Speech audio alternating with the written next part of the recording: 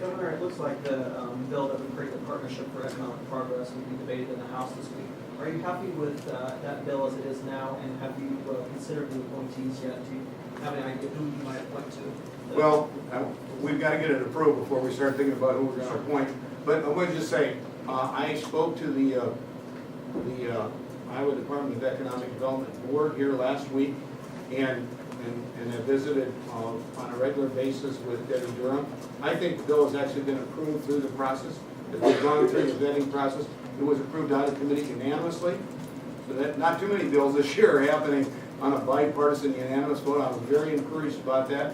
I'm very hopeful it will be approved. And also we've had Bill Monroe look at this as our advisor on transparency, and he is satisfied with, and it's actually he and the Attorney General's office have helped us make some improvements and changes through the process. So that's why I say the legislative process, and we put together an agenda, and I look at the governor's responsibility to provide leadership on the issues, but I also respect the fact that the legislature can perfect and improve on the concepts that we put there, and we're very willing to work with them. And that's why I think it's very careful. It's important for me to be careful not to threaten to veto what they're doing until I know what's going on in its final form. And in this case, I think it's being improved. And I'm very hopeful that we will see it approved through both the House and the Senate.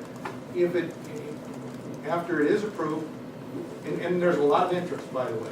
We're hearing from people all over the state. There's hundreds of people that would love to serve. So it's going to be a difficult choice to choose who's going to serve on this board, because there's a lot of interest among citizens to serve. Cox installed on the supplemental bill. How much of a problem is it that the state isn't paying its bills right now for indigent defense? How long can that drag on before if it isn't already a problem? Well, I think it is important that we address those things that are critical right now. We inherited a big financial mess, and you may recall that Governor Culver was supposed to cut $84 million before the 1st of December. He actually took action on January 3rd, and some of those things really jeopardized public health and safety. And then you also had last year the legislature and the governor purposely underfunded defense, indigent defense, since indigent defense was not funded, and clearly they underfunded what was the projected needs there. I think those things, so in this supplemental appropriation bill, we have about $40 million to cover health and safety issues in areas like the mental health institutes, in the prisons, and also it includes the funding for indigent defense, and it also has the Internal Revenue Code update, which a lot of people are filing their tax returns in hopes that the state is indeed going to conform with those changes. So those are essential things that are in that bill, and those are things that I'd like to see approved now. I understand that there's other issues that legislators have strong feelings about, and I want to work with them on those issues, but I don't think it's fair to be holding up the payments for indigent defense and for these other critical health and safety issues while we still work to try to resolve those over the next 6 weeks or whatever. So that's why I'd like to get those essential things, and there, as I understand, there is basically agreement on those. That let's get that done and continue to work on the other issues.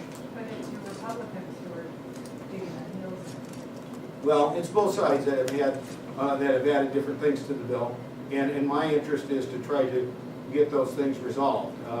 And I intend to visit with both Republicans and Democrats about the need to work together, and the fact that as the chief executive, I want to do all I can to try to meet the financial obligations we have. I didn't want to have to recommend those supplemental appropriations. I preferred not to have to do that. But that's the financial mess we inherited, and to protect the health and safety of the citizens of Iowa, I felt an obligation to do it. And I want to do all I can to try to get those things resolved and to manage with the limited resources we have as effectively as possible. And there's a lot of things we weren't able to do. But we did try to provide funding for those things that are health and safety required and certainly the indigent defense. We have a legal obligation to provide for funding of indigent defense, and I want to make sure that we meet that obligation. Just as a clarification on what you were saying about gambling, you said you thought 18 licenses were adequate. Is that sort of a message to the commission that we're done with licensing casinos? Well, I respect the responsibility the commission has to make those decisions. But I said this during the campaign, and I will repeat it. I believe we're just about saturated with gambling in Iowa. I'm proud of the fact that the licenses are held by nonprofits, that we have a strict law to make sure that the people that are employed there don't have criminal backgrounds or questionable activities like we've seen in many other states. And I understand the commission has a responsibility to determine whether new licenses should be issued or not. But I think they need to take all of that into consideration. And I think if you look at it, and I think most people would say, practically looking at the number of licenses, 18, and where they're sort of situated throughout the state, that it's pretty much a mature industry. And the growth in jobs, and I've talked about this as we've traveled across the state, the greatest opportunity for growth is going to come from small business and entrepreneurs and existing companies that choose to locate, or ones that want to relocate from another state because we're reducing the tax and regulatory burdens. But that's where we have the greatest opportunity to see growth.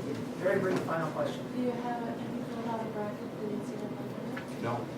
I've been watching a lot of the games, but Not a gambling man. no, I'm not a gambling. Thank you, person. I got a lot of other things on my mind. Thank you.